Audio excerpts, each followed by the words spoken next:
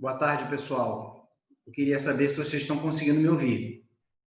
Alguém pode me responder? Sim, Arana, tá normal. Estamos ouvindo Tá sim, ouvindo professor. sim, professor. Tá bom. Não esqueçam de colocar a presença, por gentileza, tá? Lá no chat. E eu depois responderei. Vocês podem me interromper a qualquer momento, qualquer dúvida, e no final também a gente pode falar alguma coisa a respeito do tema, tá? São 14 horas, a hora certinha. Nós vamos, 14 horas e 1 minuto, a gente vai começar. Bem, eu vou começar falando para vocês a respeito de um caso clínico. Esse caso clínico, basicamente, é o dia a dia numa grande maternidade no Sistema Único de Saúde. Ela começa na seguinte situação, tá? Paciente gesta 2, quer dizer, 3 gestações, para 1, abortamento 1. Procura a maternidade com febre, sangramento com cor de chocolate, com odor e queda do estado geral.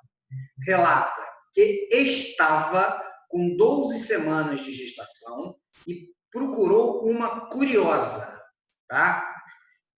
Que a submeteu a um procedimento que ela não sabe qual é. No seu exame clínico, tá? No seu exame clínico. Bem, o exame físico. No exame especular, o colo está aberto com saída de material fétido. Toque.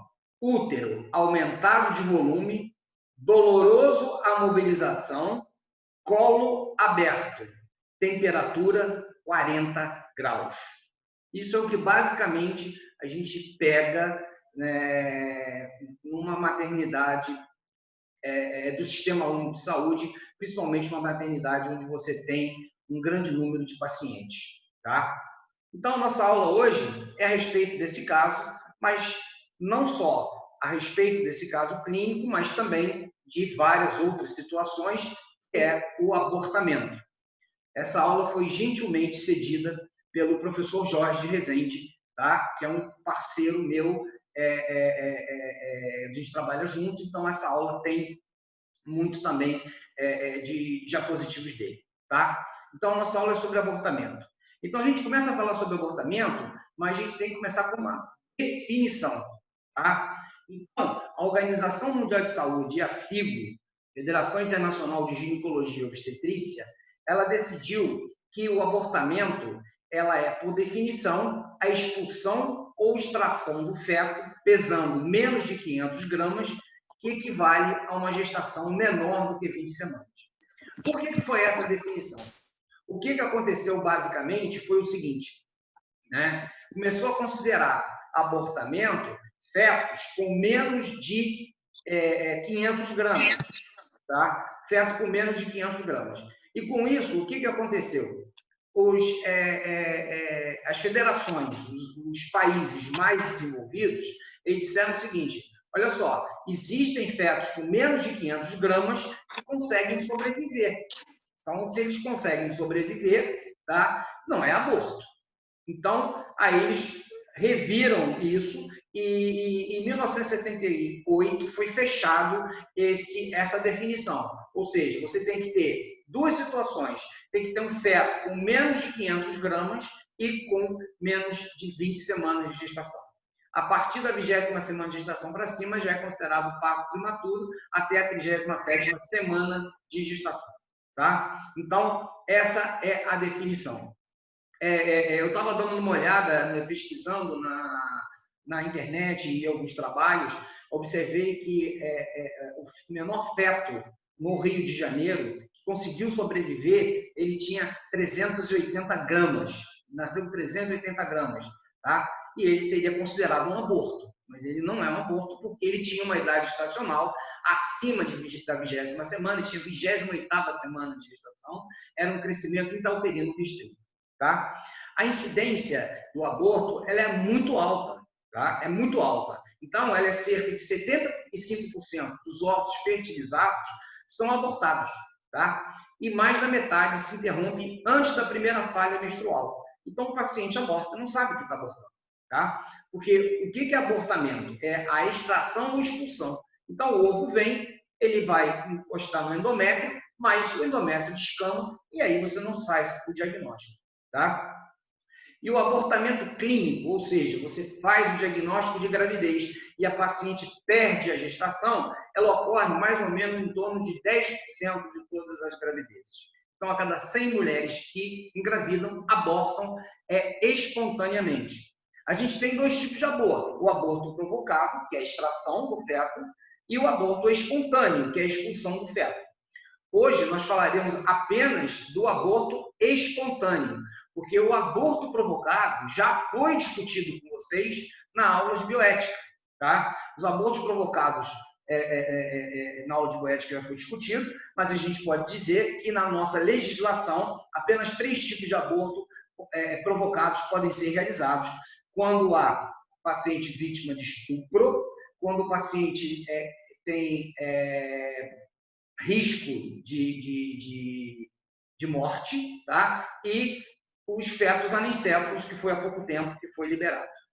Então, isso está relacionado ao abortamento. Eu tive um caso interessante lá na maternidade da Santa Casa, onde uma paciente ela foi avaliada e nós sugerimos a ela a interrupção da gestação. Assinamos, 3 médicos assinou a interrupção da gestação por abortamento, que estava na legislação. Ela tinha uma síndrome chamada síndrome de Marfan. Eu tenho certeza que vocês sabem o que é isso. É um aneurisma dissecante de aorta, tá? Então, devido à sobrecarga do coração, o que pode acontecer? Esse aneurisma romper à custa das modificações do organismo materno, tá? Nós sugerimos isso, ela não aceitou, ela falou que não aceitaria interrupção da gestação e ela continuou com a gestação. Infelizmente, rompeu o aneurisma na 36ª semana e ela foi a óbito e realizaram uma cesárea pós-mortem e conseguiram retirar o feto vivo, tá? Então, voltando ao nosso caso aqui, o abortamento clínico ocorre em 10% da gestação. Quando a gente fala em termos de fertilidade, a gente tem que pensar da seguinte forma: um casal fértil, tendo atividade sexual no período fértil, ele tem 25% de chance de engravidar. Desses 25% de chance, 10% abortam espontaneamente. Então, nós somos o animal mais infértil da face da Terra, apesar de dominar todo o planeta, a gente é o animal mais infértil graças à nossa tecnologia, à nossa inteligência e principalmente a esse oponente aqui que fez com que nós fizéssemos ferramentas para nos defender de outros predadores, tá? Então, os fatores de risco mais importantes que a gente tem aqui, então, história de abortamento, a idade do paciente. Então, a idade do paciente é fundamental. A idade ideal para engravidar é entre 18 e 35 anos. Então, se você tem 20, 30 anos, você tem uma porcentagem de 9 a 17% de possibilidade de perder a gestação. Em 35% já é maior, 20%. Em 40 anos, 40%. 45 anos, 80%. Então, a gente sugere para os pacientes que engravidem o mais entre 18 e 35 anos de idade. É óbvio que hoje a mulher moderna, ela engravida muito mais tarde, porque ela estuda, ela faz pós-graduação, ela faz mestrado, doutorado, enfim, aí ela vai engravidar mais tarde, mas o risco de abortamento é maior. Por quê? Porque aquele óvulo já está presente lá desde a sua concepção até a sua idade, tá? Então, a sua etiologia. Uma das principais etiologias do abortamento é a etiologia cromossomial, tá? 2/3 dos abortamentos eles são ocultos e 50% dos abortamentos clínicos são abortamentos do tipo cromossomial, tá? Defeito do cromossomo. Então, a síndrome de Turner ela é mais frequente. Então, a síndrome de Turner X0 ela é a mais frequente do abortamento, tá? Sendo as trissomias, as principais, trissomia do cromossomo 16 e a trissomia do cromossomo 18 também, ela é responsável pelos abortamentos, sendo que a síndrome de Turner ela é mais prevalente. Nas triploidias, nós temos, e as tetraploidias também levam à interrupção da gestação por abortamento, por malformação fetal, quer dizer, a natureza ela é sábia, ela expulsa aquele feto mal formado. Tá? Em relação à etiologia, traumatismo. Bem, traumatismo, ele raramente causa aborto, tá? porque a paciente está no início da gestação e o útero está defendido pela sua pelve. Salvo se ela tiver um trauma muito grande, uma queda de um lugar muito alto, ou um acidente automobilístico, ou um acidente de moto, ela vai poder estar relacionado a abortamento. Ele é um abortamento que pode existir, tá? Mas esse traumatismo teria que ter uma idade mais avançada, tá? Por exemplo, 18 semanas, 20 semanas que o útero já está fora da pelve, um traumatismo direto. Normalmente, os traumatismos levam a descolamento de placenta em pacientes de gravidez a termo, tá? As doenças sistêmicas, duas doenças são muito importantes na obstetrícia, são as doenças mais importantes e fundamentais. O diabetes, então pré-diabetes, aquela paciente que engravida diabética, se ela engravidar com a hemoglobina glicada alta, ela tem muito risco de malformação. E isso vai levar a abortamento, se ela tiver com a glicemia descompensada. E a hipertensão arterial também. A hipertensão arterial, a hipertensão arterial crônica, que é aquela que surge antes da gestação, ela vai lesar o endotélio vascular. Tá? O endotélio vai ficar inflamado e isso vai provocar também abortamento. E nós temos as chamadas infecções. Então, as infecções também podem levar ao abortamento, como a toxoplasmose, a rubéola, o citomegalovírus e as parvoviroses. Essas todas podem levar a abortamentos também. As intoxicações, algumas intoxicações por medicamentos, tá? Quimioterápicos, algumas pacientes que manipulam quimioterápicos, essas pacientes têm que ser afastadas de manipulação de quimioterápico, chumbo, mercúrio e álcool. Isso tudo pode levar também a abortamento. Não é a ingestão do álcool, é você aspirar, respirar álcool. Isso aí, você cai na sua corrente sanguínea e isso pode levar também a abortamento. Se você ingerir também grandes quantidades de álcool, além de você levar a síndrome alcoólica fetal, você pode também causar o abortamento. Tá? Nas suas formas clínicas, o abortamento ele tem várias formas clínicas. E essas formas clínicas são importantes, vai ser falada uma a cada uma e as condutas serão tomadas em relação a essas formas clínicas. A gente tem ameaça de abortamento, nós temos o abortamento inevitável, nós temos o abortamento completo, nós temos o abortamento complicado, que é o abortamento incompleto, e o abortamento infectado, que é o abortamento complicado. Nós temos o abortamento retido, nós temos o abortamento habitual e também, na grande maioria das vezes, esse abortamento habitual está relacionado a uma patologia de colo uterino que a gente vai ver daqui a pouquinho. Tá? Em relação à forma clínica, ameaça de abortamento. Então, o que vai ser ameaça de abortamento? Ameaça de abortamento é quando o paciente tem uma gravidez clínica viável, tá? Acompanhada de sangramento decorrente de um hematoma subcoriônico, ou seja, um deslocamento parcial da placenta. Agora, eu coloquei ali, entre aspas, ovo. Por quê? Porque, segundo o professor Nuno Montenegro, não é o professor Montenegro nosso, que já veio a falecer, que foi o meu orientador de tese, inclusive, não é ele, é o professor Nuno Montenegro, da Universidade do Porto. Ele, através do seu exame de ultrassonografia, através do seu exame de troca placentária, de sangue placentário, mãe e feto, ele descobriu que a placenta ela se forma, basicamente, na 12ª semana de gestação, que ela tem a capacidade total de troca. Então, é basicamente o quê? Ainda não tem a placenta fazendo essa troca. Então, esse descolamento parcial da placenta, eu digo descolamento do ovo. Tá? Só que ele tem um prognóstico ruim. Metade desses pacientes vai levar a um abortamento. Então, a paciente começa com uma ameaça de abortamento e pode ser que isso desencadeie um abortamento espontâneo. Na ameaça de abortamento, o que a paciente vai se queixar? Ela se queixa de cólica, ela sente cólicas, as cólicas são de pouca intensidade. Ao exame clínico, você vai observar que o útero, o colo uterino, ele está fechado, tá? Ela tem cólica, o colo uterino está fechado, ela tem um sangramento sangramento de pequena monta, o colo uterino está fechado e ao toque você vai observar o quê? O útero, ele é proporcional à idade gestacional. A idade gestacional, ela tem que ser baseada principalmente na data da última menstruação, juntamente com o ultrassom de primeiro trimestre. Mas, normalmente, essas pacientes que nos procuram com ameaça de abortamento, às vezes ela nem inicia pré-natal, e aí você vai se basear na data da última menstruação, vai avaliar através de um toque vaginal, e com isso você vai ver que o volume uterino é compatível com a idade gestacional. Tá? Então, isso é importante, fundamental. Então, aqui a gente vê uma ultrassonografia, nessa ultrassonografia de início de gestação, onde você vê um saco gestacional bem pequenininho, aqui ao centro, tá? E aqui, do lado esquerdo, meu lado esquerdo, eu vejo um saco gestacional, e aqui do outro eu vejo um saco gestacional e com um embrião, tá? Esse embrião, então, isso é uma ultrassonografia normal, tá?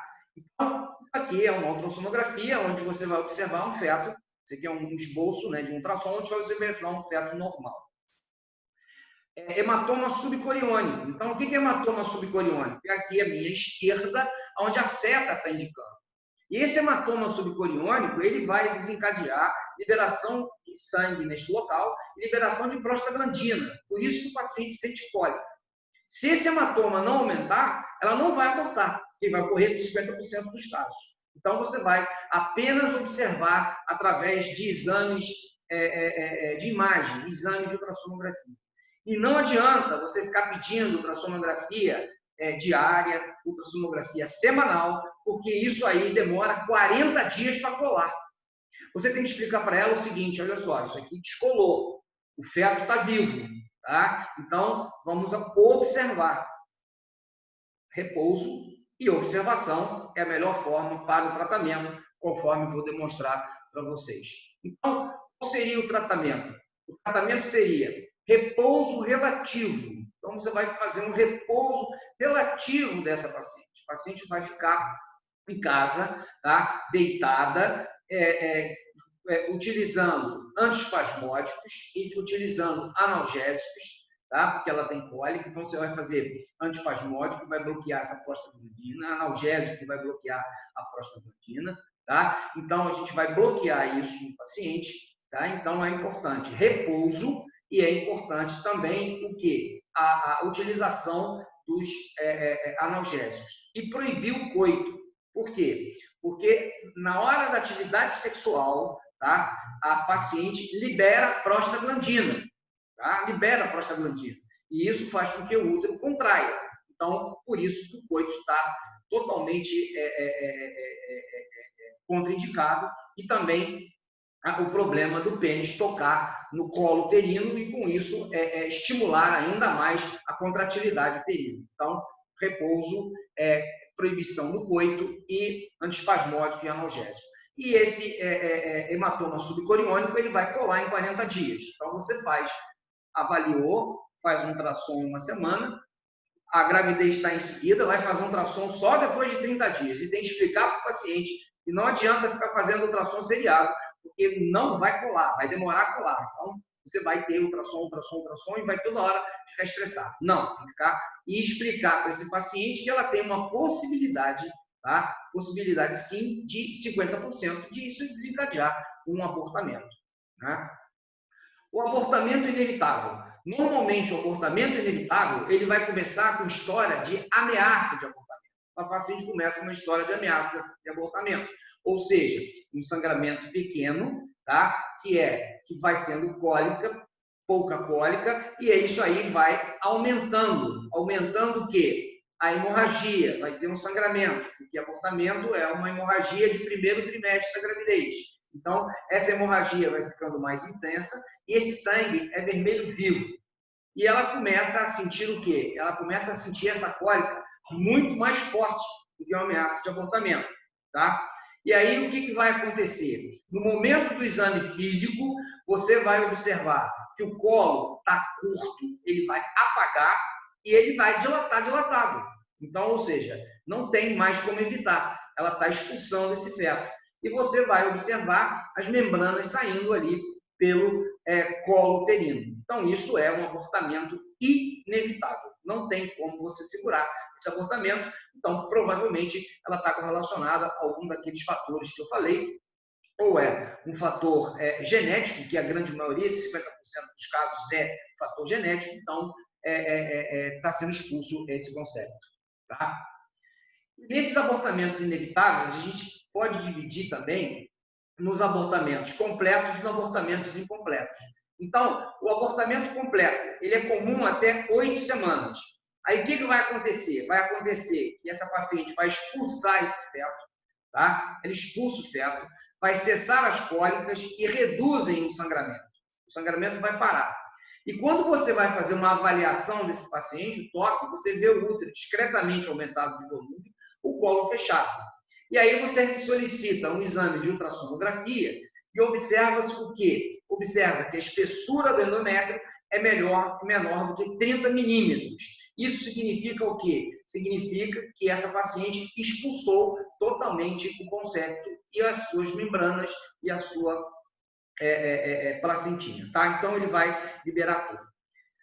Em alguns casos, se porventura o endométrio for espessado, mas se ela clinicamente ela não tem o quê? Ela não tem sintomatologia, ou seja, você realiza uma ultrassonografia, você vê que o endométrio está um pouco mais espessado do que 30 milímetros, mas ela não tem clínica, você faz medicação para essa paciente, antiespasmódico para essa paciente e manda ela para casa, tá? E vai avaliar ela em 1 semana.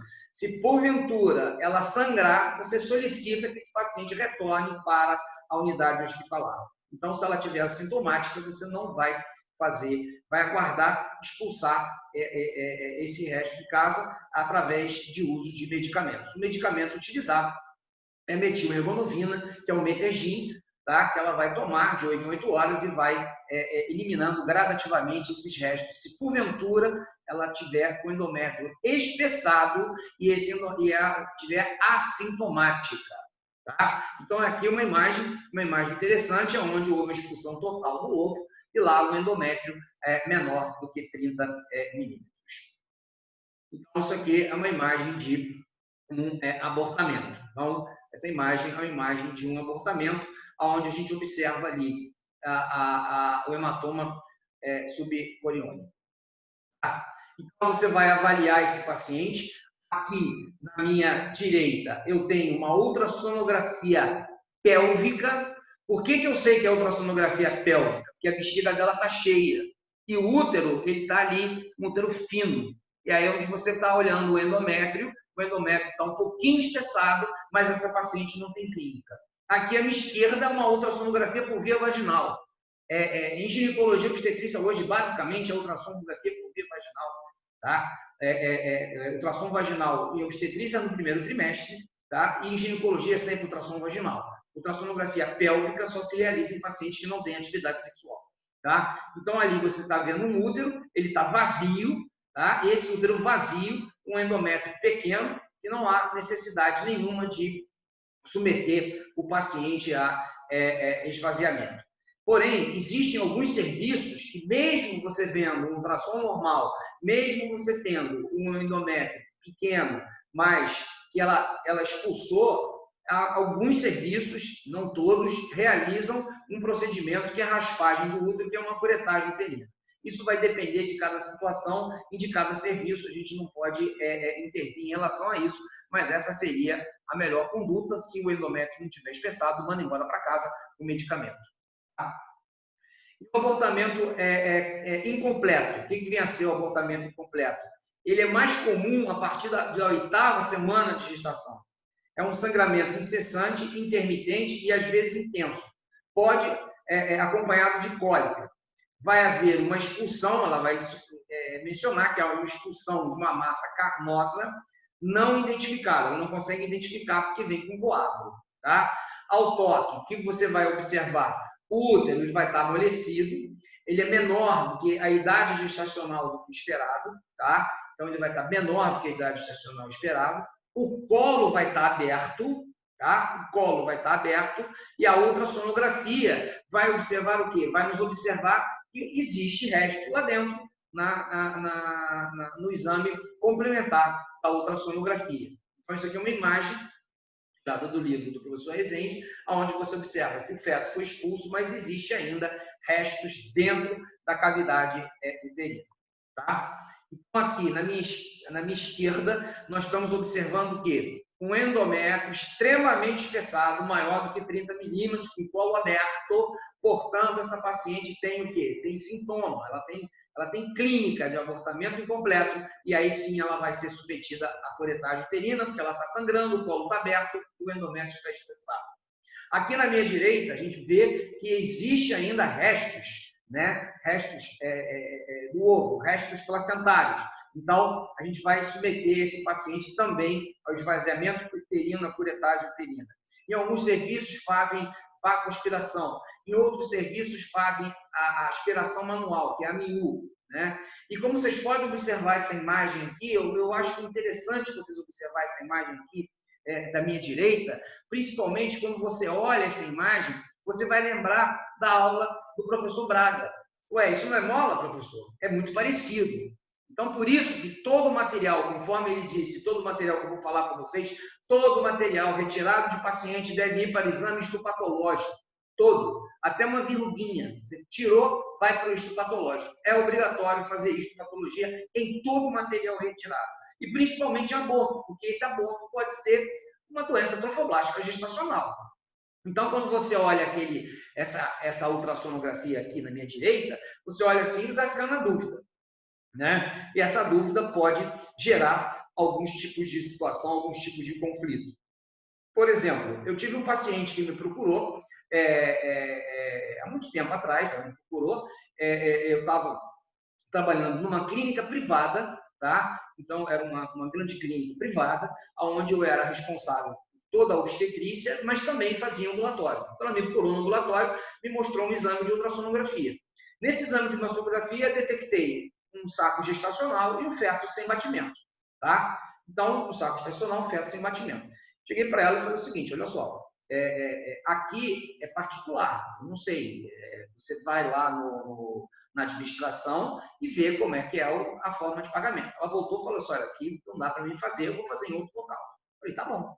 Ela me retorna depois, tá, com uma carta de um profissional que fez o procedimento muito parecido com esse ultrassom aqui da minha direita, dizendo o seguinte, é uma mola idatiforme, tá? Eu falei assim, olha só, não deve ser uma mola idatiforme, porque no que nós estamos observando aqui, eu vi o primeiro ultrassom, eu não tinha característica nenhuma, nem tampouco de mola incompleta, tá? Para mim é um abortamento retido, tudo bem, mas não tem problema nenhum. Eu vou encaminhar a senhora para o serviço de doença trofoblástica gestacional, que na época era na Santa Casa, aonde eu fazia parte do serviço, encaminhei ela para o meu plantão, tá?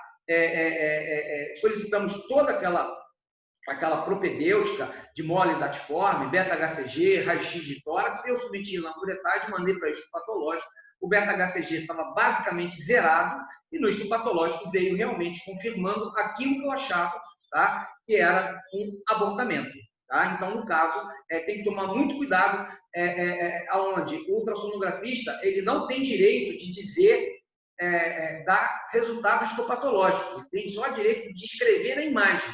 A imagem é essa. Áreas hipecóicas, com vascularização, sem vascularização, tem vários tons de cinza, vários tons preto e branco, enfim, ele tem que descrever a imagem, ele não tem que dar o diagnóstico patológico. É uma mola. Não pode fazer isso. Então, isso dificultou, a paciente ficou basicamente 40, 50 dias em tratamento de mola e não era um abortamento. Isso aí ocorre com muita frequência, muito paciente às vezes encaminhada para o serviço de doença trofoblástica gestacional, é apenas um abortamento em que o ultrassonografista escreve lá mola e bota uma interrogação, e aí a paciente é encaminhada sempre por pontos de referência, que hoje são dois, é a UFRJ e a UF, que são os pontos de referência. E a gente tem o abortamento infectado. O abortamento infectado, ele é um problema de saúde pública, tá? O abortamento infectado é um problema de saúde pública. Por que é um problema de saúde pública? É o nosso caso clínico ali. É basicamente isso. São pacientes que tentam abortamentos em clínicas clandestinas que tentam abortamentos, que a gente chama de curiosa, é aquela pessoa que sabe fazer o procedimento, mas não é médico, e aí esse abortamento vai infectar, tá? Então, qual é o caso clínico ali que eu expliquei e qual é o quadro clínico aqui? É história de interrupção e mais condições técnicas. Normalmente são infecções por germes anaeróbicos, são corpos anaeróbicos, Escherichia coli, bacterióide e Clostridium, tá? E tem um Clostridium aqui que é o pior deles, é o Clostridium welch. Esse é o pior de todos, porque ele não responde ao tratamento. Eu vou explicar depois isso para vocês. Então, nós temos 3 tipos clínicos de abortamento, tá? Limitado ao útero, estende-se à pelve e infecção generalizada e choque séptico. Então, o abortamento infectado do tipo 1 é uma infecção limitada à cavidade uterina, tá? Ela tem espessamento do miométrio, tem febre baixa, o paciente está em bom estado geral, mas com com dores discretas e contínuas. Não há sinal de abdômen agudo e o sangramento é escasso. Então, esse é o abortamento infectado do tipo 1. O abortamento infectado... Você pode voltar um slide antes desse do tipo 1, por favor? Isso. Obrigada. Então, o abortamento do tipo 2 abrange miométrios, paramétrios, anexo e peritônio pélvico. É uma secreção de odor fétido devido a anaeróbio, febre maior do que 39 graus, com taquicardia, desidratação, o intestino bloqueia, fica parado, anemia, dores espontâneas com defesa à palpação pélvica, o útero amolecido, com redução da mobilidade, colo entreaberto, o toque vaginal é extremamente dificultado devido à dor que esse paciente sente. Então, esse é o tipo 2. Tá? Então, como nós podemos observar, o nosso paciente basicamente se encontra aonde? No abortamento infectado do tipo 2. Né?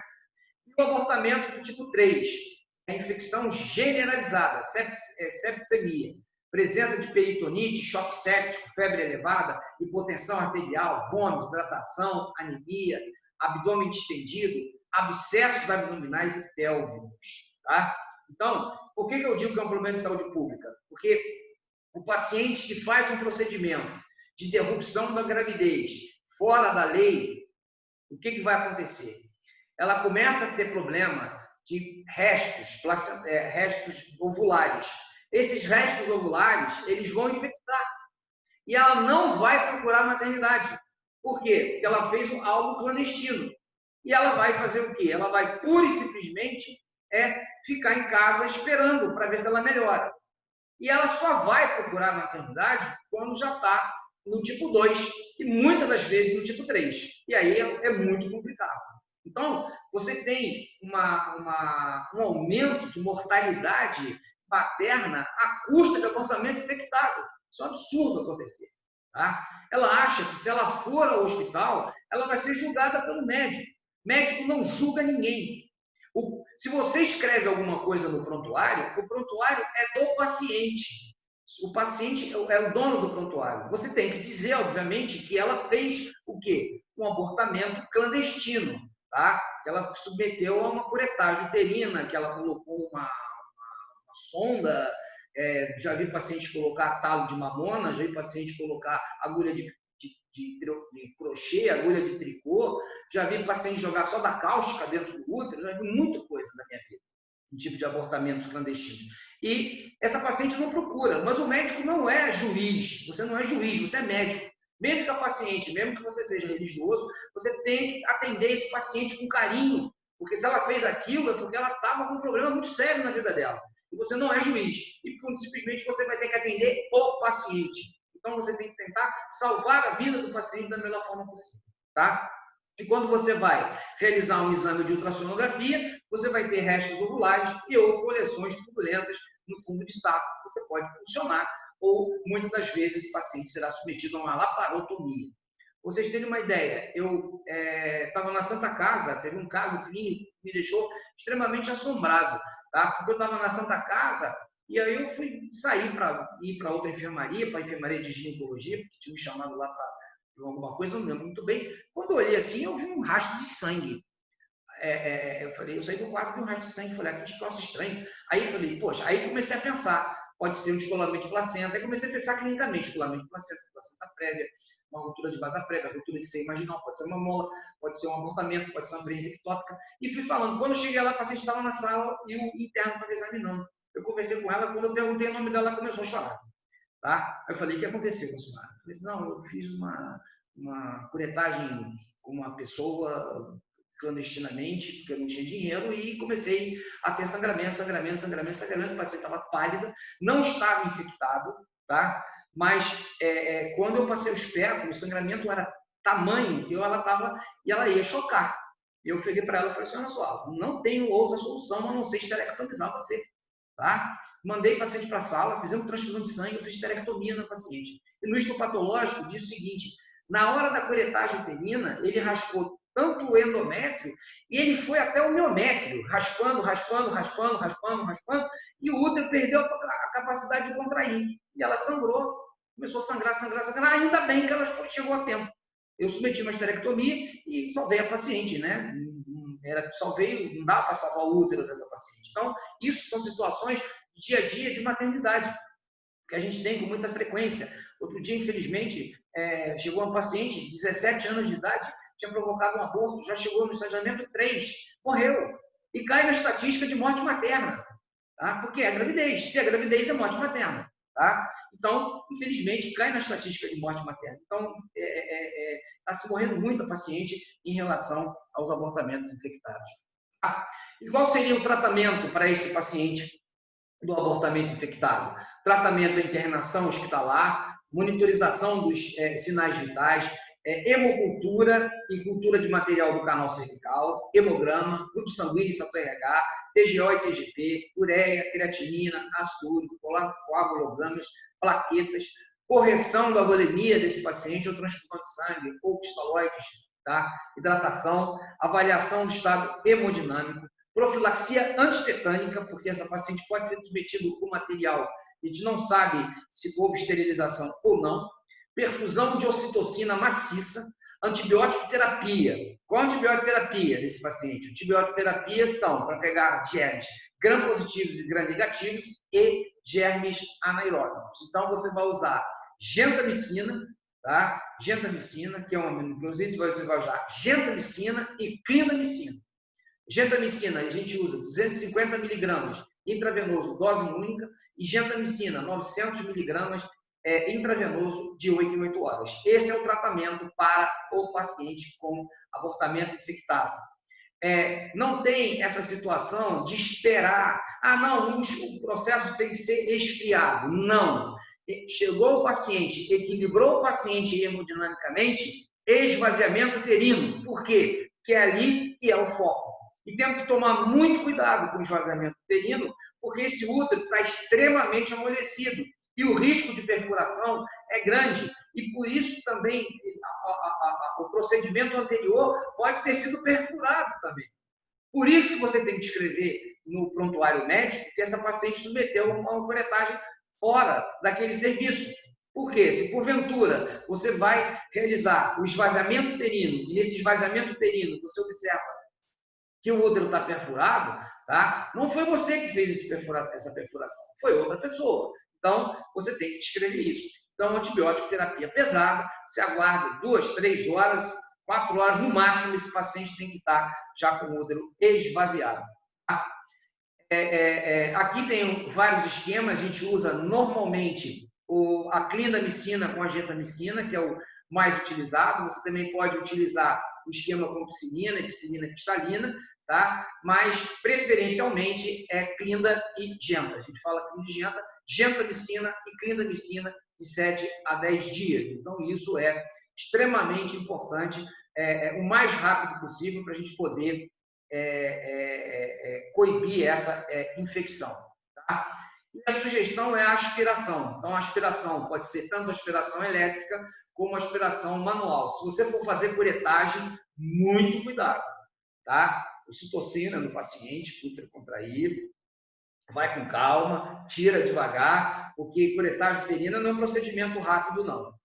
Aquilo que o Braga falou é verdade. Você não pode comprar vácuo aspirador no Brasil, porque a Anvisa acha, e as pessoas acham que se a gente comprar vácuo aspirador, nós vamos ficar fazendo aborto.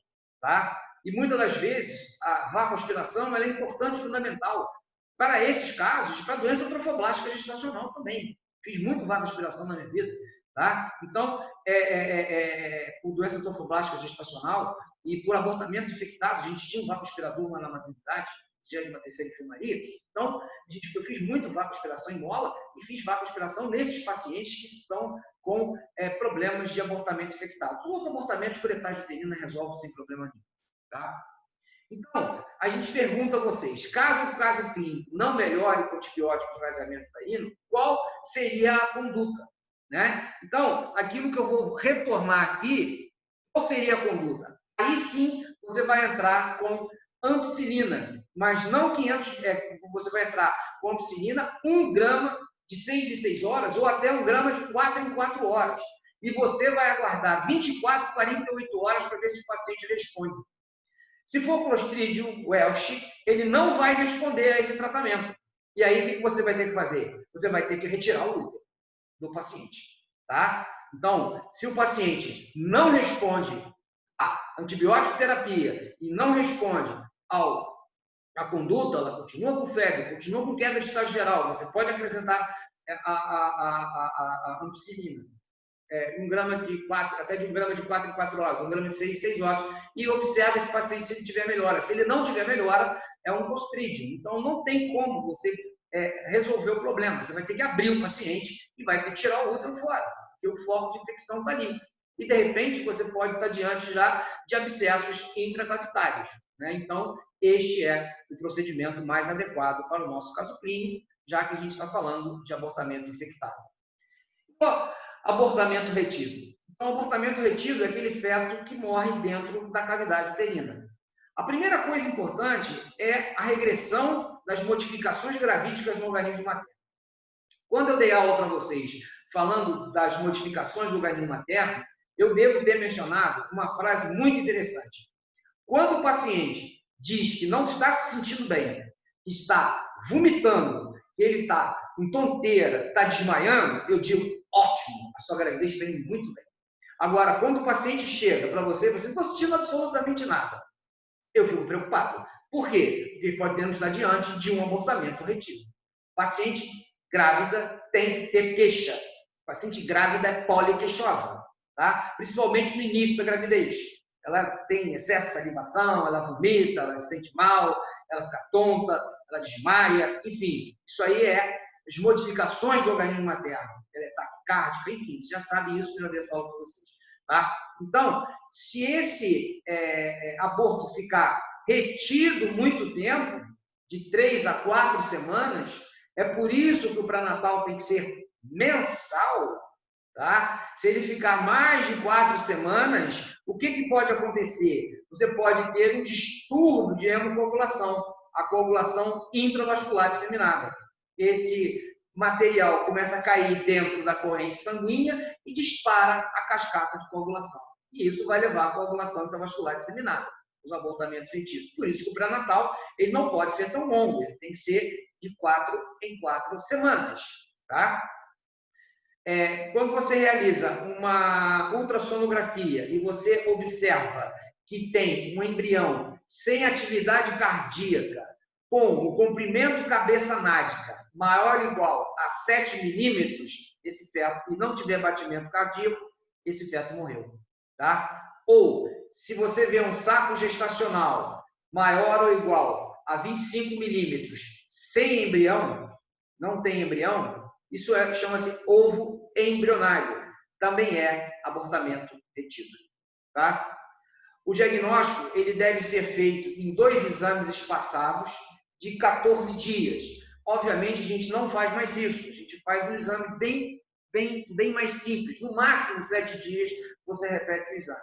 Mas, a partir do momento que você tem uma data da última menstruação do paciente correta, que você tem uma ultrassonografia com um feto maior do que comprimento carência nádica maior que 7 milímetros, ou saco gestacional maior que 25 milímetros, e não tem embrião nesse caso, isso está diante de um abortamento retido. Você vai, no máximo, estender isso a 7 dias, tá? No máximo, estender isso a 7 dias. Não vamos prorrogar muito tempo, porque isso pode causar problemas. Ah, pode fazer dosagem de beta-HCG? Pode, mas o beta-HCG ele custa muito a cair. A gente vai se basear pelo exame da ultrassonografia. Tá? Então, aqui a gente vendo um abortamento retido, né, onde você tem um feto maior do que 7 milímetros, através do comprimento cabeça nádica e sem batimento cardíaco fetal. Isso é um abortamento retido. Tá? Aqui é um ovo embrionário. Esse ovo embrionário, essa é a definição. Em inglês, ele chama-se missing abortion. E aí, o professor Montenegro traduziu isso como sendo ovo cego. Tá? E aí houve uma confusão muito grande na classificação. Não é ovo cego, é ovo embrionário. Você está vendo na ultrassonografia um saco gestacional, tá? Maior do que 25 milímetros e não tem feto. Isso é um ovo cego. Todo esse ovo cego, há uma grande possibilidade de aí ser uma doença trofoblástica gestacional. Por isso que eu digo a vocês, todo o material retirado do paciente deve ir a exame histopatológico. Se você for na patologia e pegar todos os patológicos de abortamento, tá?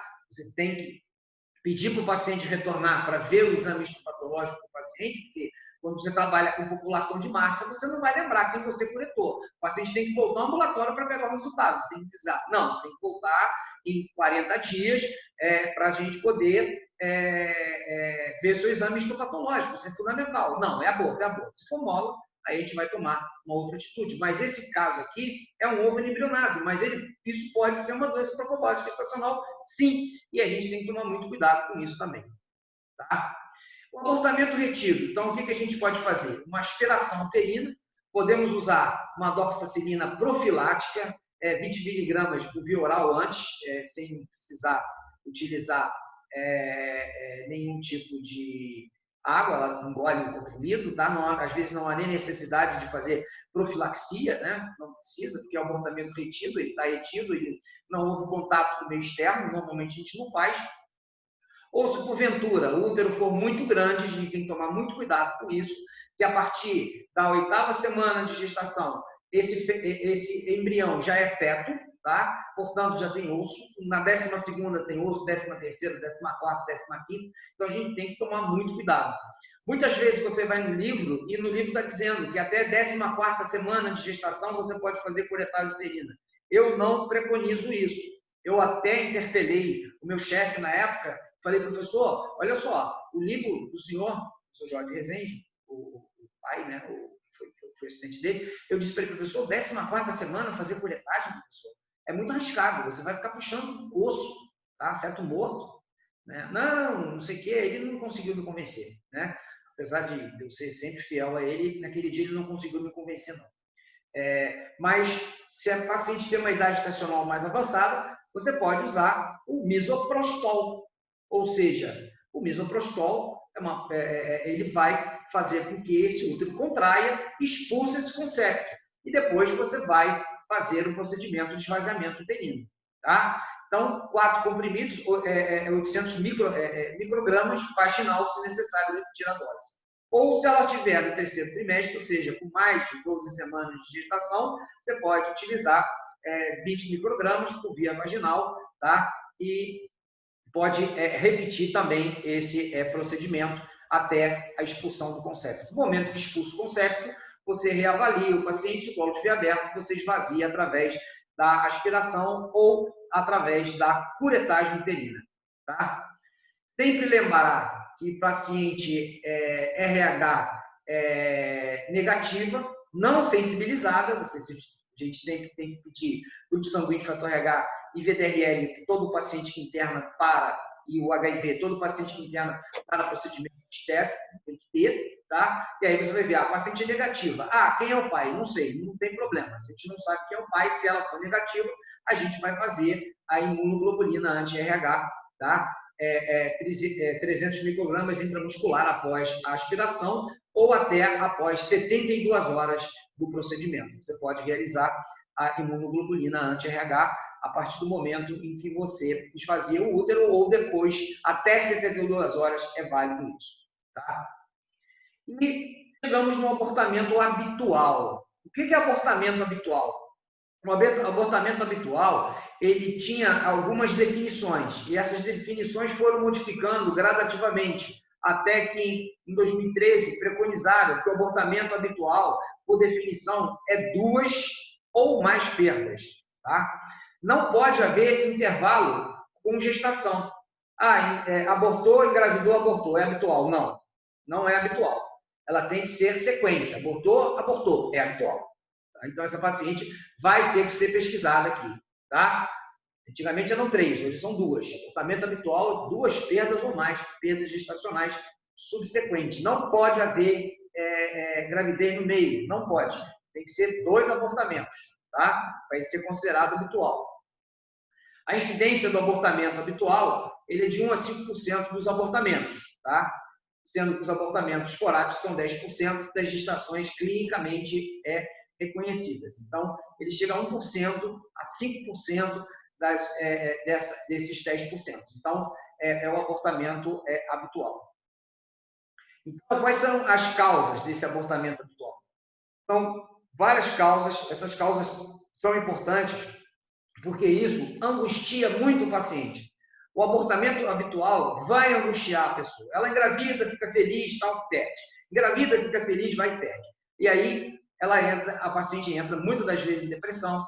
Isso pode levar a gerar conflitos no casamento, tá? Então, essa paciente tem que ser pesquisada. Tem que ser pesquisada seriamente para a gente descobrir qual é a causa. Pode ser uma anomalia cromossomial balanceada do casal. Então, o casal tem que fazer cariótipo, tá? Olha só, procedimento já um pouquinho mais sofisticado, mas existem alguns hospitais que fazem cromossoma, através de sistema de saúde, que fazem esse tipo de situação. Quando a paciente tem abortamento habitual, você encaminha essa paciente para o ambulatório especializado e eles vão lá fazer o balanceamento cromossomial. Ela pode ser portadora de alguma doença endócrina, tá? Ela pode ter alguma anomalia uterina. Ela pode ter uma insuficiência ou uma incompetência cervical, uma insuficiência ou uma incompetência istmo-cervical, tá? Ou ela pode ter uma trombofilia, que é a síndrome do anticorpo antifosfolipídico. Então, ela pode ter isso causado pelo abortamento, dito abortamento, que nós chamamos de abortamento habitual. Tá? Então, o abortamento habitual, fatores genéticos. Nós temos que cerca de 4% dos casais com abortamento habitual, um dos parceiros tem um defeito estrutural no cromossomial balanceado. Então, um dos parceiros tem esse defeito. Tá? Então, a alteração mais comum é a translocação balanceada na mulher. Eu tive um caso muito interessante que a culpa era do pai. O pai herdou da mãe dele uma translocação balanceada, tá? No cromossoma X dele. Então, o que acontecia? Desculpa, no cromossoma Y. Então, não, era no cromossoma X. Então, o que acontecia? Acontecia basicamente que toda vez que ela tinha uma gravidez de um feto feminino, ela abortava. E quando ela tinha um feto masculino, ela não abortava. Tá? Então, era um problema do pai. Né? Nós pesquisamos isso e descobrimos que houve essa alteração. Foi um problema paterno. Ele tinha uma alteração no cromossomo X. Tá? Então, esse cromossomo X provavelmente foi uma translocação que veio da mãe dele. Né? Nas doenças endócrinas, o que nós temos de importante? Ele incide em 20% dos abortamentos habituais. Então, você pode ter um defeito na fase luteínica, tá? Esse defeito na fase luteínica é uma grande interrogação, a gente ainda não sabe se isso aí é verídico ou não, mas existem alguns trabalhos demonstrando isso, tá? Através de tratamento com progesterona, tá? Ela pode ter um hipotiroidismo, você tem que pesquisar esse paciente, ou ela tem uma síndrome de ovário policístico. Ah, mas síndrome de ovário policístico ela pode engravidar? Pode. E ela tem risco de abortar? Tem. Então, essa paciente tem que ser pesquisada, porque ela pode levar isso ao abortamento. Então, esse defeito da fase lútea, que é uma coisa que a gente vai observar, que é aquela transferência da progesterona do corpo lúteo para a placenta. Então, essa transferência, ela multiplacentária, ela vai ter a 7ª e a 9ª semana de gestação, mas isso não está provado ainda cientificamente, porque já houve acidentes onde se retirou o corpo lúteo de uma paciente grávida e ela não abortou, então provavelmente a placenta ela cobriu essa progesterona desse corpo lúteo, mas é interessante a gente falar porque isso está sendo mencionado na literatura, tá? Então, essa associação entre insuficiência lútea e abortamento habitual hoje é muito difícil de ser explicado, tá? Porque a gente realmente não sabe se isso é verdade ou não. Porque, como já disse a vocês, vi uma paciente que foi submetida a uma cirurgia. Essa cirurgia era um cisto de corpo lúteo, mas era um corpo lúteo propriamente gravídico. E aquelas ultrassonografias muito antigas, né? Você, dos anos 70, dos anos 80, os ultrassons não eram ultrassom de boa qualidade, tá? Os ultrassons eram uma telinha pequenininha, tá aqui um cisto de ovário, então todo mundo operava muitos cistos de ovário. Tá? Então, muitas das vezes sem necessidade. Até que um grande patologista chamado Zé Maria Barcelos disse a seguinte frase: deixa o ovário em paz, tá? Estudem mais. Cirurgiões, deixem o ovário em paz. Eu digo para vocês, nós conhecemos um bom cirurgião ginecológico pela quantidade de cisto ovariano que ele opera. Se o cara está operando 5, 6, 7, 8, 10 cistos ovarianos por mês, ele está com uma coisa errada, tá? Deixa o ovário em paz. Então, isso aqui não tem uma explicação, mas isso está na literatura, a gente tem que mencionar, tá?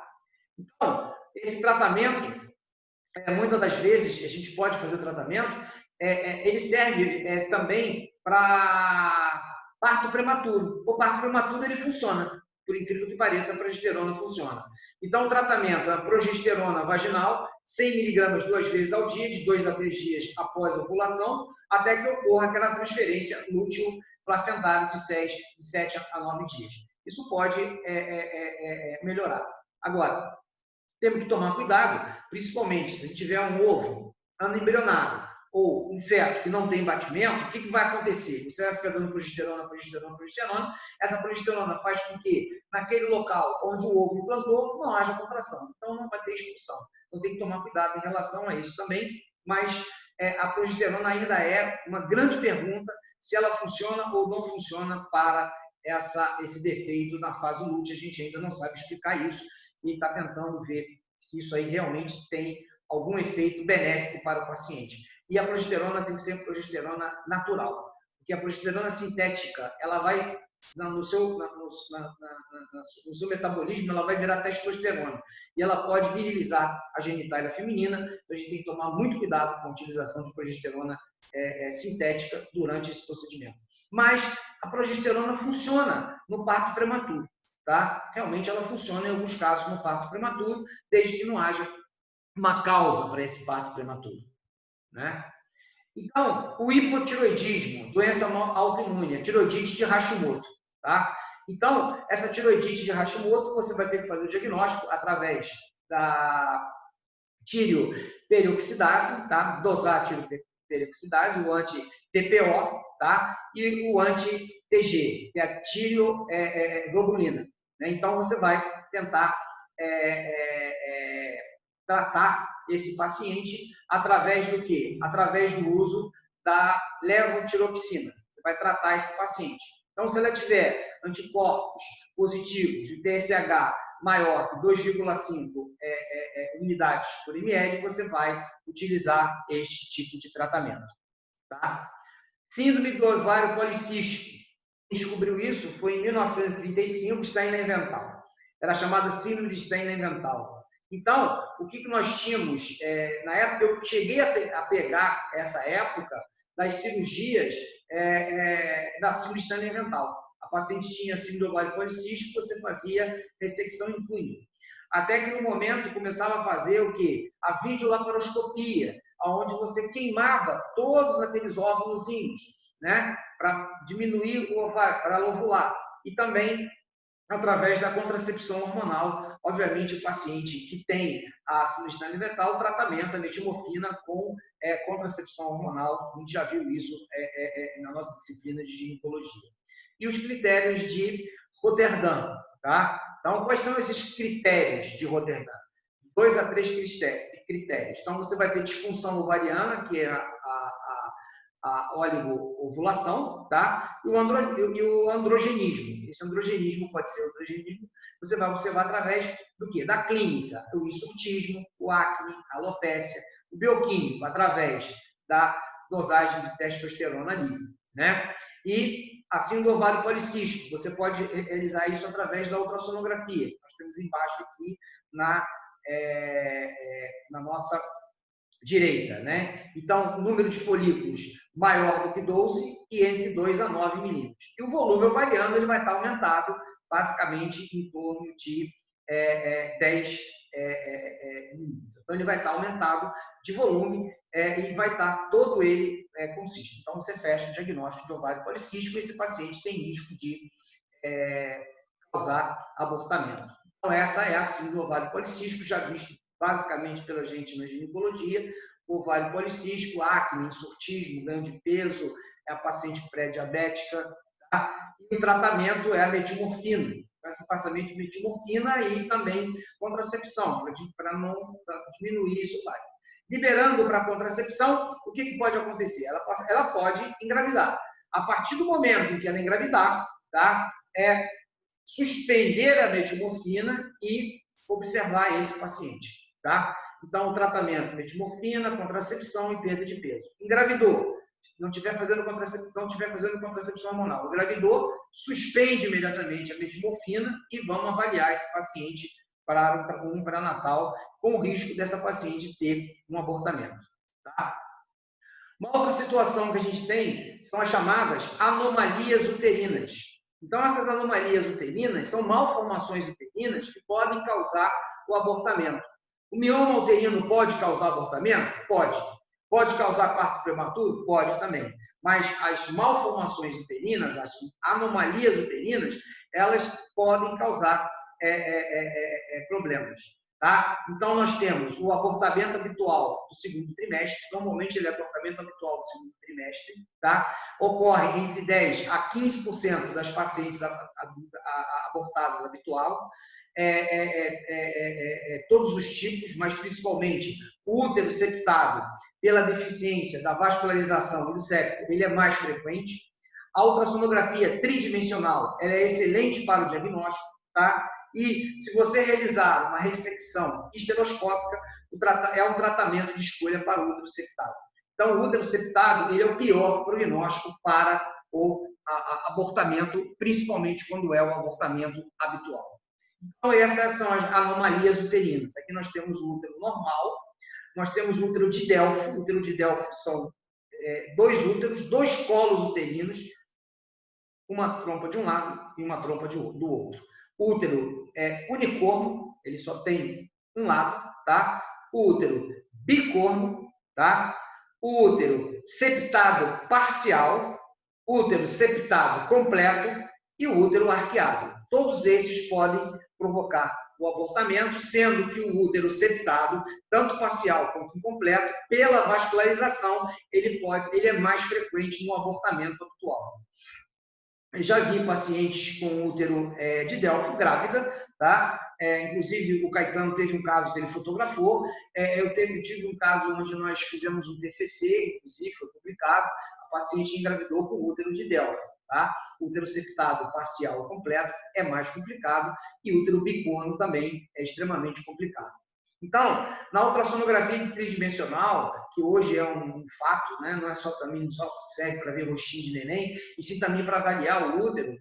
Muitas das vezes a paciente começa a ter abortamento, você não sabe a causa, então a primeira coisa é a ultrassonografia. E o ultrassom tridimensional ele é fundamental para você ver o contorno uterino. Se o contorno uterino externo for uniforme, tá? Você vai ver o endométrio fúndico. Se ele for reto, convexo, é normal.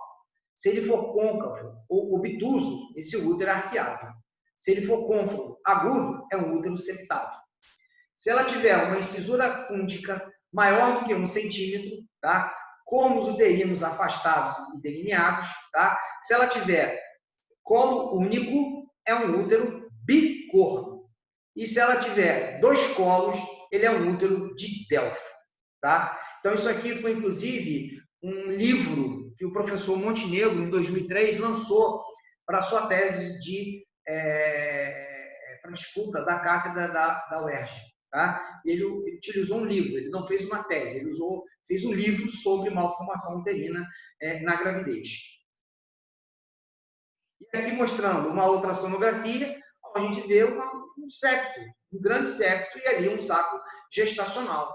Tá? Um ultraceptado com saco gestacional, o risco de aborto é altíssimo para esse paciente. Então, o tratamento das anomalias uterinas. Você vai ter que fazer o tratamento das anomalias uterinas se o paciente tiver o abortamento de repetição. Então, qual seria? No útero septado, você vai fazer uma ressecção histeroscópica, você vai ressecar através da histeroscopia, e no útero bicorno, no útero de Delfo, o tratamento é cirúrgico, mas raramente ela vai estar indicada. Mas é um tratamento cirúrgico e raramente ela vai estar indicada. Tá? É uma histeroscopia, nessa histeroscopia você vai ver esse útero que você vai fazer a ressecção desse septo. E com isso, esse paciente vai ter uma grande possibilidade depois de ter uma gravidez normal, sem problema nenhum. Tá? E aí nós caímos no abortamento habitual, que é um dos mais frequentes que a gente tem, que é a incompetência ístico-cervical ou insuficiência cervical. Tá? É uma falência do sistema oclusivo da matriz, de tal modo que a cervix não mantém fechada, tá? Não mantém-se cerrada, tornando-se incapaz de reter o feto até o final da gravidez. Então, ela não consegue ficar fechada e aí você vai abortar. Tá? A incompetência cervical, ela só surge no ser humano. Por quê? Porque a mulher ela é bípede. Então, todo o peso da gravidez ela vai no colo uterino. Tá? Porque ela é bípede. Então, todo o peso da gravidez ela vai no colo uterino. Se você for nesse colo uterino, tá? Se ele for um colo uterino que tem alguma falência, essa paciente vai acabar expulsando esse concepto. Tá? Ele tem uma incidência que está relacionada de 1 a 1000 partos, tá? É 1 para cada 1000 partos. A sua etiologia, eles são etiologias variadas, como, por exemplo, a conização do colo uterino, aquela paciente que teve NIC3. Então, você vai ter, faz a conização do colo uterino, ela tem esse problema pode levar à incompetência ístico-cervical. A dilatação do colo para curetagem uterina. Então, pacientes são submetidas à dilatação do colo uterino, doença trofoblástica estacional, por exemplo, você dilata o colo, aspira, às vezes você não consegue aspirar, não consegue tirar tudo, depois você vai aspira de novo, isso aí pode levar a problema. Paciente que tem, que é submetido a abortamento provocado, principalmente, que vai dilatando o colo para provocar o aborto, isso aí também vai levar a um problema sério, tá? Partos laboriosos, partos extremamente difíceis, parto com manobra. Tá? Então, você reduzir colo uterino está totalmente contraindicado, tá? Isso leva à laceração de colo. Então, não vamos fazer esse tipo de procedimento. E os procedimentos extrativos, qual é o parto operatório ao fórceps ou o parto com vácuo extrator. Isso vai levar à laceração do colo uterino. Então, isso pode levar no futuro uma incompetência ou uma incontinência, cervical. Tá? E primitivamente, a paciente nasce com isso. Eu peguei uma paciente que ela abortou 6 vezes, ela abortava toda hora. E nós fizemos uma cerclagem de colo uterino, achando que ia resolver, mas infelizmente não resolveu. Houve a ruptura da bolsa das águas, muito precocemente, não dava para manter a gestação, tiramos a cerclagem, ela expulsou, ela não conseguia, ela tinha tido 6 abortos através era genético, provavelmente, então a gente não sabia, ela começou a perder, fizemos uma cerclagem na 7ª gestação, mas não tivemos sucesso e ela acabou perdendo. Tá? Então, essa insuficiência cervical pode ser à custa de uma conização do colo, tá? Então, você tirando esse colo uterino, isso pode levar a essa insuficiência ou incompetência, tá? Essa eletrocoagulação é algo que se faz hoje em grande escala em pacientes portadoras de 3, tá? Então, essa eletrocauterização pode estar relacionada tanto com o abortamento tardio, que a gente chama, como o parto pré-termo, então isso são consequências que podem acontecer, tá? E a insuficiência cervical é através da laceração cervical. Essa laceração cervical pode ocorrer de parto operatório a fórceps ou esse péssimo hábito que existe do médico pedir para o paciente fazer força quando não está com dilatação total e de empurrar o colo para trás para facilitar o nascimento do concepto. Isso lacera o colo uterino e essa laceração do colo uterino ela está relacionada depois à insuficiência cervical, incompetência istmo-cervical. Em 1964 ou 65, um médico ele fez um trabalho dizendo que laceração do colo uterino estava relacionada ao câncer de colo. Olha só que coisa interessante. Não sabia se do HPV, eu peguei esse trabalho bem antigo lá na maternidade escola, e eu vi esse trabalho de tese de doutorado que ele relacionava pacientes com laceração do colo uterino com câncer de colo. Tá? Não tem nada a ver isso de colo hoje HPV. Então, a laceração do colo uterino está relacionada à incompetência istmo-cervical. Tá? Então, qual é o quadro clínico? Esse quadro clínico ele é muito importante. Então, ele é uma das principais causas de abortamento habitual a partir da 16ª semana de gestação. Ou um parto prematuro, que nós chamamos de parto prematuro nos extremos. Aquele parto prematuro com fetos abaixo de 1 quilo.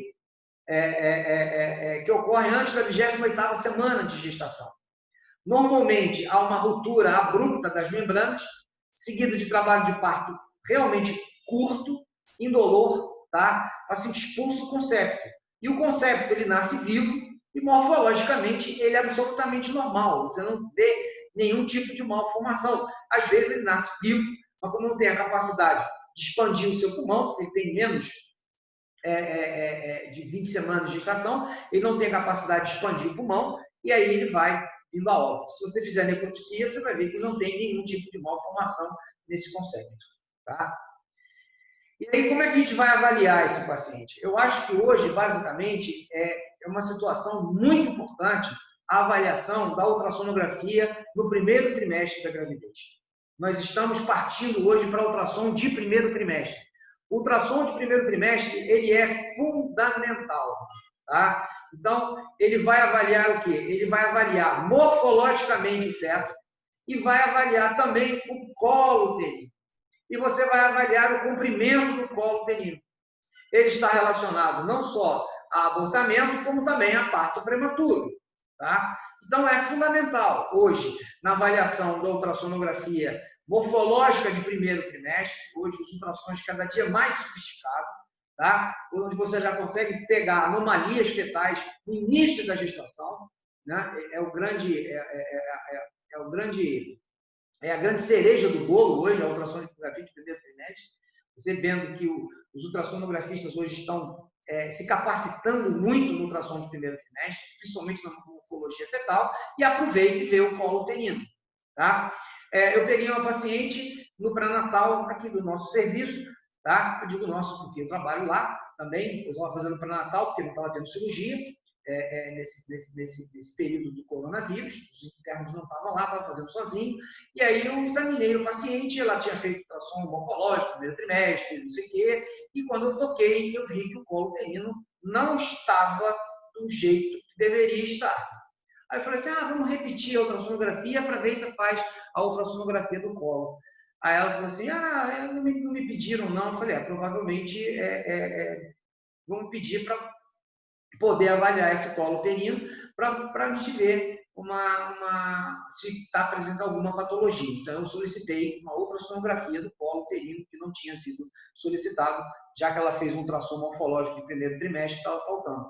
Então, esse é o sinal. É um sinal importantíssimo para nós classificarmos a insuficiência ou incompetência istmo-cervical. Tá? Então, esse sinal ele é fundamental. Você faz o exame de ultrassonografia e no exame de ultrassonografia você vai observar o quê? Você vai observar que esse triângulo, tá? Esse triângulo é o sinal de Snop-Hot. Então, esse triângulo é um sinal extremamente importante que o ultrassonografista vai chegar para você e falar assim, olha só, essa paciente está com essa situação, esse colo está apresentando esse tipo de situação. Então, essa paciente vai ter que ser submetida a um procedimento para o tratamento da incompetência istmo-cervical. Tá? aqui é uma incompetência cervical aguda. Quando você pega o paciente, você toca, você vê uma bolsa das águas dentro do canal vaginal. A partir do momento que a bolsa das águas toca o canal vaginal ele tem contato com o meio externo, ele tem vários tipos de bactéria. Obviamente, tem a bactéria, que é o bacilo do Oderlein, que defende, mas na gravidez você tem alteração do pH, então a propensão de mais tendência a ter vulvovaginite, então ele toca, a bolsa das águas toca no canal vaginal, isso leva a infecção e leva a sua ruptura. Muitas das vezes, a primeira coisa importante é você sempre passar um espeto, cuidado com o toque, você vai com o toque, pum, rompe a bolsa. Então você passa o espeto quando a paciente está se queixando de peso. Passa o espeto e olha que você tem uma bolsa das águas herniada, e quando a bolsa das águas rompe, você toca de novo, o colo uterino está basicamente dilatado para 1 centímetro ou 2 centímetros, tá? Então, qual seria o tratamento para esse paciente? O tratamento para esse paciente, número 1, é através dos comemorativos, ou seja, você tem que saber por que ele está tendo o abortamento habitual. Esse abortamento habitual é em que semana de gravidez? E se esse abortamento habitual, esse feto nasceu com a formação certinha, nasceu direitinho, então a gente pode começar a suspeitar de uma incompetência isquiocervical ou uma insuficiência isquiocervical. Tá? Então, você pode fazer operação de Chirodach, tá? Você pode fazer operação de McDonald ou uma ciclagem transabdominal. É quando o colo uterino é excessivamente curto ou quando há uma amputação do colo uterino. Você pode amputar o colo uterino quando você tem carcinoma de colo, você amputa o colo uterino, tá? Ou quando você tem um colo muito apagado, muito pequeno para cervix, ou você tem lacerações extensas. Você olha, você tem lacerações extensas, tá? Existe a cerclagem transabdominal, eu já vi isso em vídeo, eu nunca vi fazer, tá? Sou sincero a vocês, apesar de 38 anos de formado, eu nunca vi fazer uma cerclagem transabdominal, tá? O que a gente usa basicamente é a operação de McDonald, tá? Então essa técnica de Chirodach, então é uma técnica já um pouquinho mais sofisticada, onde você abre a mucosa vaginal, onde você vai dar um ponto nesse paciente, então é uma técnica mais sofisticada, tá? O que nós mais utilizamos é a técnica de McDonald, com 4 pontos, uma às 12 horas, depois às 9 horas, às 6 horas, às 3 horas, e a gente puxa o fio, normalmente uma fita cardíaca seria interessante, ou um fio grosso inabsorvível, tá? Para a gente realmente fechar o colo uterino, você fecha o colo uterino, e com isso você vai fazer com que esse colo não abra. Essa paciente vai ter que fazer um repouso, tá? E você vai usar substâncias para esse útero não contrair, para não ter nenhum tipo de susto, como um abortamento ou um parto prematuro. A cerclagem transabdominal é através de laparotomia. Então, ela é extremamente complicada, porque você tem que tomar cuidado com alguns órgãos nobres que você tem dentro ali no útero, principalmente a artéria uterina, a artéria cervical e o ureter. Então, são cerclagens transabdominais descritos na literatura, mas que realmente eu nunca vi fazer ao vivo. Eu estou sendo sincero, eu nunca vi fazer, não sei fazer, tá? E só vi em vídeo, né? Mas já vi lá no vídeo uma cerclagem transabdominal, mas realmente eu não sei a técnica não, tá? Então, quando é que você vai fazer a cerclagem? Então, você vai ter na cerclagem, ela vai ser indicada na 12ª e na 14ª semana de gestação. Então, é uma ciclagem precoce. Por que na 12ª semana de gestação? Por aquilo que eu falei no começo. Pura e simplesmente, que é aí que surge a placenta. É aí que a gente vai ter que ver aonde a placenta vai se inserir. Porque se ela tiver uma inserção baixa, muito baixa, tá? Ela tiver uma inserção próxima ao colo uterino, que obviamente vocês vão aprender isso através da placenta prévia, onde a placenta pode migrar, mas se a placenta estiver ali na 12ª semana, no momento do ponto, você pode acidentalmente pegar a placenta e causar uma hemorragia. Então, você vai utilizar o quê? Você vai utilizar a cerclagem uterina mais precocemente possível na 12ª segunda semana de gestação até a 14ª semana de gestação, tá?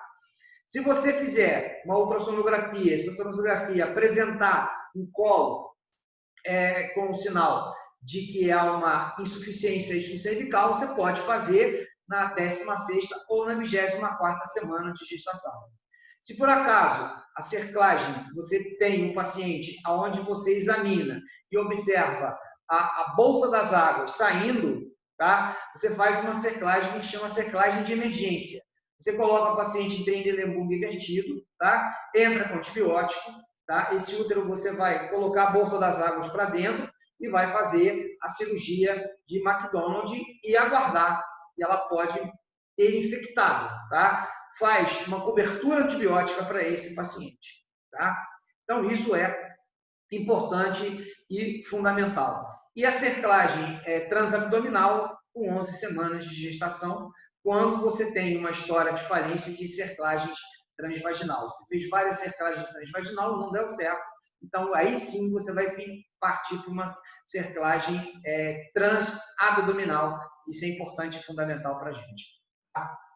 E uma das causas também do abortamento habitual é a síndrome de corpo de fosfolipídio, as trombofilias. Então, as trombofilias também vai levar ao abortamento. Essas trombofilias são a síndrome do anticorpo antifosfolipídio. São mulheres que abortam habitualmente, elas devem ser tanto testadas para LU, com anticoagulante e anticardiolipina. Se os testes forem positivos, os pacientes devem ser tratados, tá? Então, toda paciente que tem abortamento habitual, toda paciente que tem história de síndrome de anticorpo de fosfolipídio, se ela tem abortamento habitual, o tratamento é heparina, tá? Heparina subcutânea, tá? E aspirina em baixas doses. Aspirina em baixas doses de quanto? 100 mg por dia. E a utilização de heparina. Tá? Então, isso é o tratamento da síndrome de corpo de fosfolipídio. Né? E o abortamento habitual. Qual é a sua propedêutica que você tem que fazer? Aquilo que eu disse para vocês. É uma coisa extremamente chata e desagradável para o paciente perder uma gestação, 2 gestações, 3 gestações, 4 e assim sucessivamente. Tá? Então, primeira coisa importante é o cariótipo do casal. Utilizar o cariótipo do casal, ele é fundamental. Obviamente, a ultrassonografia, que é um exame mais fácil de ser realizado, a ultrassonografia é onde você vai observar o útero, para você ver se tem a anomalia uterina, tá? Essa anomalia uterina ela é fundamental. A observação do ovário, para ver se o ovário é um ovário policístico, tá? Rastreamento de lúpus com anticorpo, lúpus anticoagulante e anticardiolipina, tá? O anti-TPO TSH, e a dosagem de testosterona livre e testosterona total. Então, essa é a propedêutica para aquele paciente com comportamento habitual. Tá? Durante a gestação, obviamente, dependendo de comemorativos, ultrassonografia por via vaginal, para você ver o colo do útero. Se essa paciente teve perda e não tem nenhum tipo de malformação, se ela teve perda, que a gente chama perda tardia, tá? Em 16 semanas, a cerclagem uterina está indicada na 12ª semana de gestação. Tá? E aí a gente tem também o que nós chamamos dos abortamentos, tipos abortamentos inexplicáveis. Tá? O que vem a ser um abortamento inexplicável? Um abortamento que a gente não sabe qual é a causa. A paciente aborta e a gente não sabe. Tá? Então, ocorre em mais de 50% dos casos e todos os exames são negativos. Tá? Todos os exames são negativos. Essa paciente tem um abortamento e a gente não consegue explicar. Tá? Não consegue explicar. São chamados abortamentos inexplicáveis. Então, cerca de 70% das mulheres com abortamento habitual inexplicável têm uma gestação subsequente normal. Então, ela teve um abortamento. Normalmente, você não vai fazer nenhum tipo de procedimento quando o paciente tem um tipo de abortamento. A paciente aborta uma vez só, você não vai fazer o quê? Você não vai rastrear esse paciente. Mas, se ela tiver um segundo abortamento, você já pode pensar em quem? Em olhar o cariótipo fetal. É possível isso. Paciente, você tira uma parte da placenta, tá? Uma parte do ovo, tá? E manda para cariótipo. Aí, se você vê que é síndrome de Turner ou trissomia 16 ou trissomia 18, ou que você observou alguma translocação, aí sim você vai partir também para avaliação do casal em relação ao cariótipo. Mas, muitas das vezes, o paciente aborta, esse abortamento é inexplicável, você não vê a causa, e depois ela tem uma gravidez normal. Tendo uma gravidez normal, aí está tudo mais tranquilo, sem problema nenhum. E aí a gente vai tocando o nosso pré-natal desse paciente. Essas eram as considerações que eu tinha.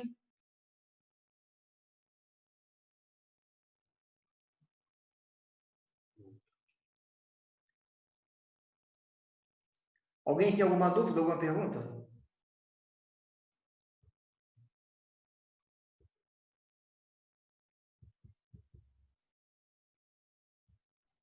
Aranda. Espera só um pouquinho, vou parar a gravação aqui.